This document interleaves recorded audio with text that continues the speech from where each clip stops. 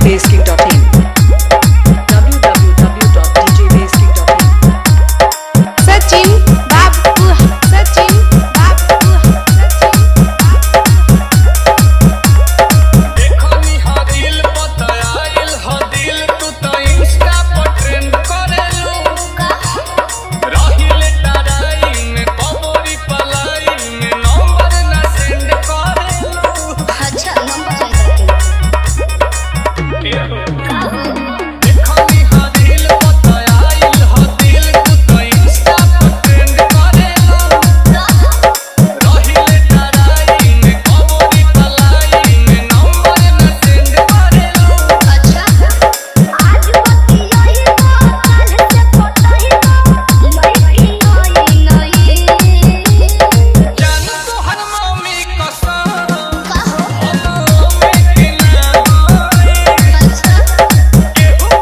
खोल जाई कहो में के ना होए आज संगे संगे कहो कसम में के ना होए अरे कबली साजू लिखोले बड़का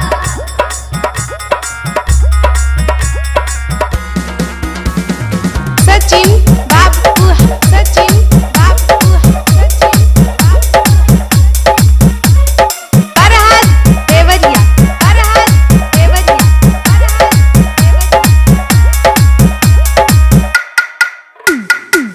एको ही लइका के हम बानी देखले दू गो से तीन हो एगो से गिफ्ट लेके दूसर वाले के देले ग्रीटिंग हो तू बाडू हाथ देखी देही में हमारा होकेला हीटिंग हो अरे जान हो जाते यार सरकार को के देखो हमरा से मीटिंग हो प्यार में ना चीटिंग हो अरे लोगन याद में हो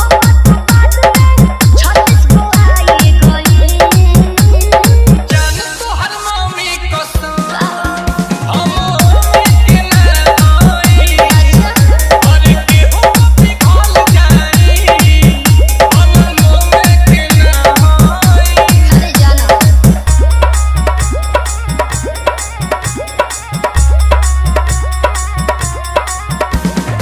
सचिन बाबू सचिन बाबू सचिन भइल पुरान पर बोझ के तरीका कर कुछ नया हो प्यार के चक्कर में हम नहीं पड़ब बाबू हमारा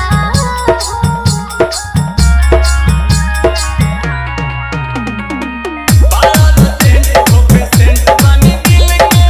कोरोना दाया हो आओ न पोट जब लौट जाही गोरी हमारो काया हो कोई ऊपर संग दिखाया हो असली कोल छोड़ी नहीं चोल दिल में गिनो करई जान तो हर मम्मी कसम हम के ना होई और सचिन बाबू सचिन बाबू के ना होई बाकी तारा कर दे के पग download from djbasking.in